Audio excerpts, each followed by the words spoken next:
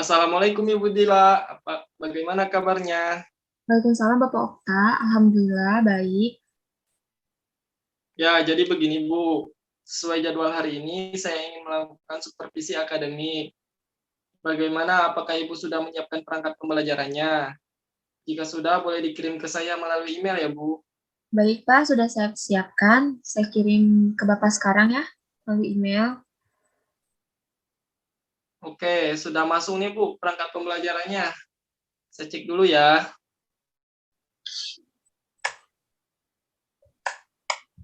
Ya, di sini Ibu menggunakan model pembelajaran problem basic learning. Metode tanya jawab, ceramah, penugasan, dan dengan pendekatan pembelajaran sains. Boleh tahu kenapa ya Bu Ibu menggunakan pendekatan tersebut?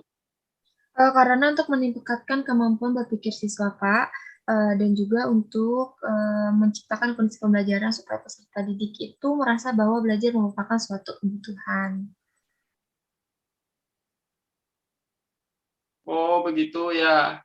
Untuk RPP-nya sudah bagus ya, Bu. Langkah kegiatan pembelajarannya sudah lengkap dari kegiatan pembuka, inti sampai dengan penutup. Saya langsung tanda tangani ya, Bu. Baik Pak. Ya, sudah saya tanda tangani ya, Bu. Bisa dicek langsung. Ya Pak, sudah ada. Terima kasih. Ya, untuk pengamatan, besok pagi saya akan menggunakan instrumen supervisi akademik yang sudah saya siapkan. Silahkan dibaca dan dicermati. Kalau ada yang kurang paham, bisa Ibu tanyakan langsung kepada saya ya. Baik Pak, sudah saya siapkan. Saya akan mempersiapkan diri untuk besok belajar dan juga dengan instrumen yang telah Bapak berikan tadi. Ya, terima kasih ya, Bu. Berarti hari ini kita sudah sepakat perangkat pembelajaran dan instrumen supervisi bisa digunakan.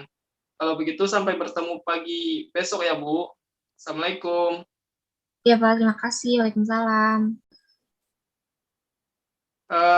Ya, Ibu Dila, saya tadi selama pengamatan melakukan catatan-catatan ya, Bu. Catatan saya ini mohon maaf, bukan berarti mencari kekurangan Ibu, tetapi ini demi peningkatan kinerja Ibu di masa yang akan datang ya, Bu.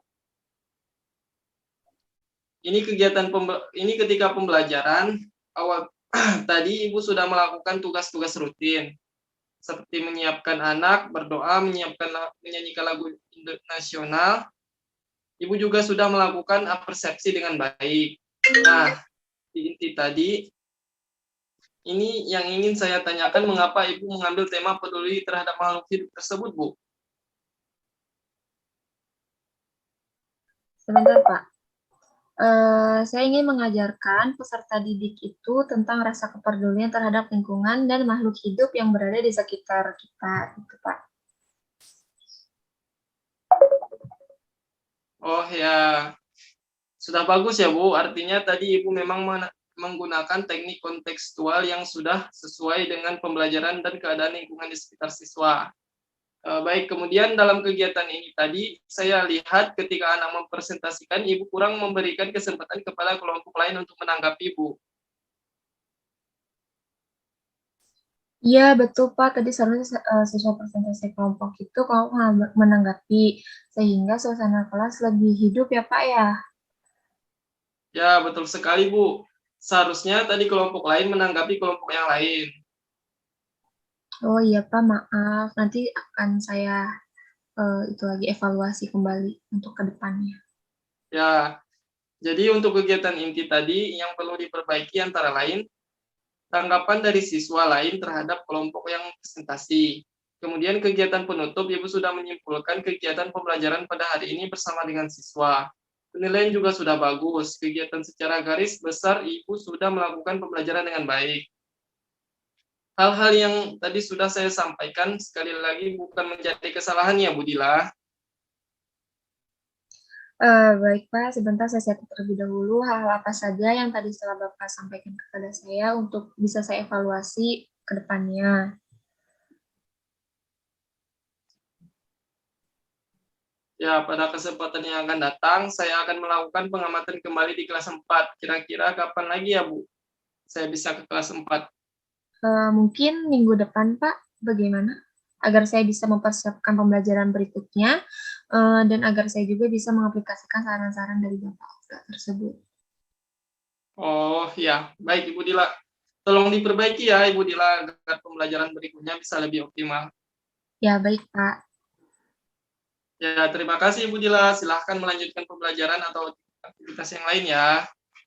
Ya, baik Pak. Terima kasih ya Pak. Ya, sama-sama. Assalamualaikum warahmatullahi wabarakatuh. Waalaikumsalam warahmatullahi wabarakatuh. Apa kabar semuanya? Baik, Bu. Alhamdulillah. Alhamdulillah.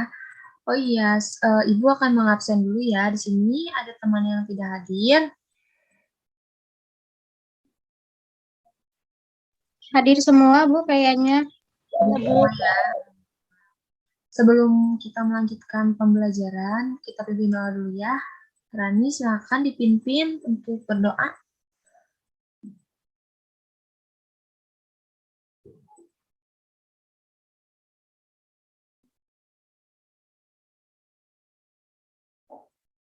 Rani, pimpin doanya dulu. Sebelum kita memulai pembelajaran pada hari ini, alangkah baiknya kita berdoa. Berdoa mulai.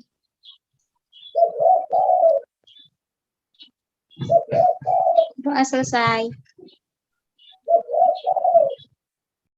Ya, terima kasih Rani. Nah, sebelum melakukan pembelajaran, Ibu akan menunjukkan tujuan pembelajarannya dulu ya. Sebentar nanti Ibu share screen dulu.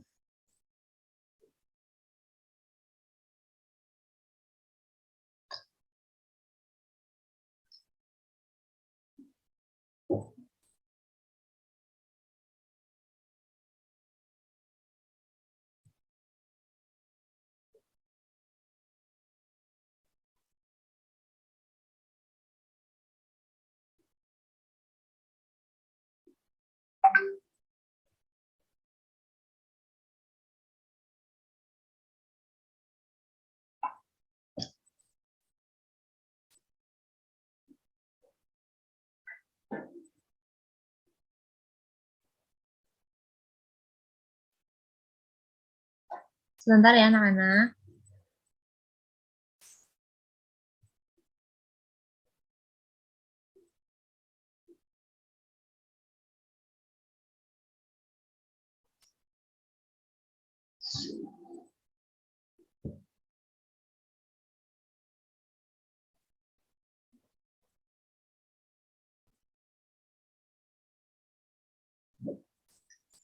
Sudah terlihat?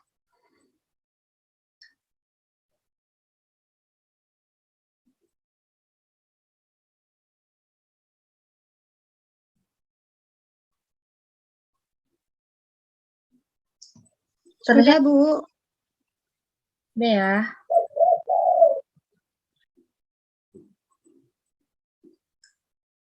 Oke, di sini tujuan pembelajarannya itu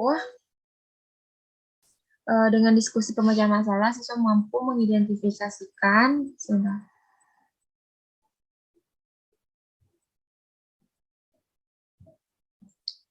Nah, dengan diskusi pemecahan masalah, siswa mampu mengidentifikasikan pentingnya keseimbangan alam dan kelestarian sumber daya alam dengan tepat. Dengan diskusi pemecahan masalah ini, siswa mampu menyusun kegiatan upaya pelestarian sumber daya alam bersama orang-orang di lingkungan dengan tepat. Dengan mengamati gambar, siswa mampu merumuskan kalimat pertanyaan dengan memperhatikan kesesuaian antara kata tanya dan fungsinya. Dengan mengamati gambar, siswa mampu menyusun daftar pertanyaan tertulis menggunakan kosakata baku dan kalimat efektif untuk persiapan wawancara. Dengan pengamatan gambar, siswa mampu mengidentifikasikan karakteristik dataran tinggi, dataran rendah, dan pantai, serta pemanfaatan sumber daya alam bagi kesejahteraan masyarakat dengan tepat. Yang terakhir, dengan mengamati gambar, siswa mampu membandingkan karakteristik dataran tinggi, dataran rendah, dan pantai, serta pemanfaatan sumber daya alamnya yang kesejahteraannya masyarakat dengan sistematis dengan penuh rasa percaya diri. Selanjutnya,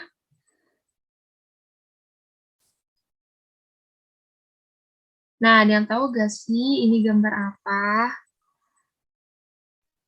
Gambar padi, Bu. Padi. Oke, betul. Selanjutnya, nah di sini tuh secara umum dapat merupakan padi itu tanaman yang bijinya dikonsumsi sebagian besar rakyat Indonesia setiap hari. Makanan pokok rakyat Indonesia, terus tumbuh di sawah di dataran rendah, sumber daya alam hayati, termasuk tanaman biji-bijian, termasuk jenis tanaman rumpun, kaya akan karbohidrat, memiliki biji tunggal monokotil, dan lain-lain. Selanjutnya,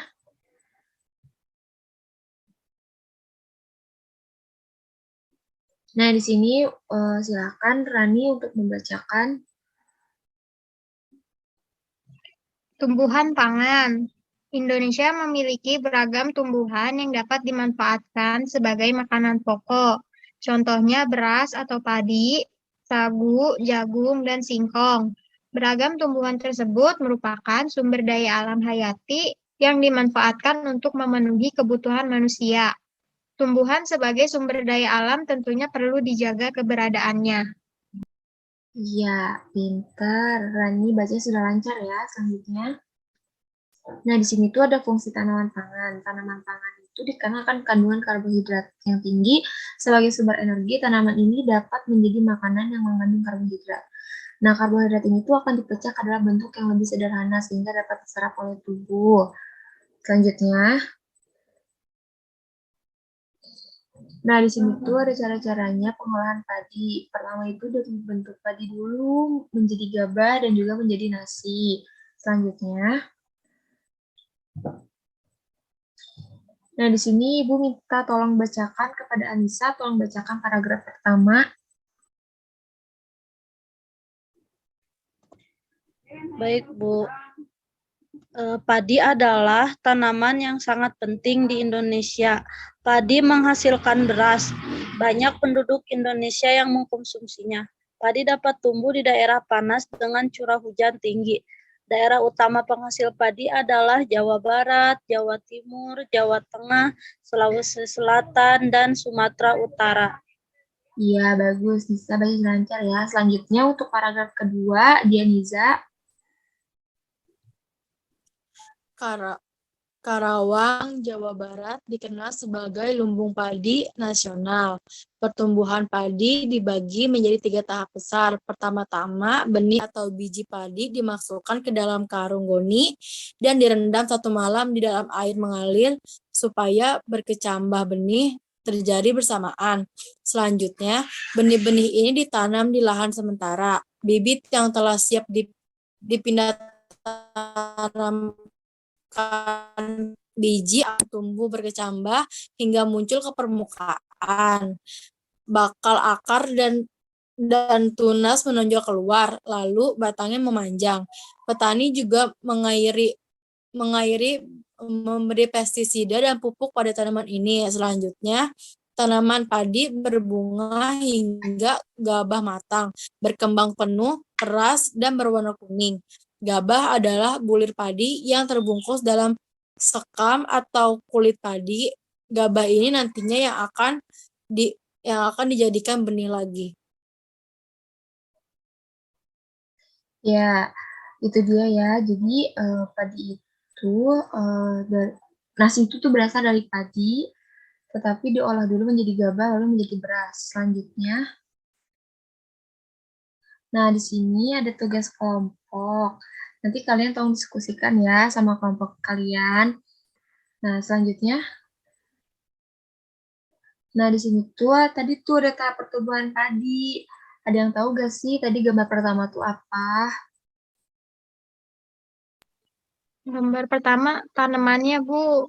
Ya, betul. Terus kedua, Gabah, Bu. Gabah. ketiga, Nasi. Oh, nasi. ya, Beras, Bu, beras.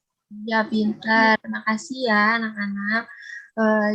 Pembelajarannya mungkin cukup sampai di sini dulu ya karena waktunya juga. Nanti kita lanjut lagi masih dengan materi pangan. Nanti kita bahas lagi materi yang selanjutnya. Oh iya, nanti tugasnya akan Ibu share lewat grup WhatsApp ya. Nanti kita mengerjakan evaluasi. Oke, terima kasih buat semuanya. Sekian dari Ibu. Wassalamualaikum warahmatullahi wabarakatuh. Waalaikumsalam warahmatullahi wabarakatuh. Terima kasih, Bu. Ya, Terima kasih.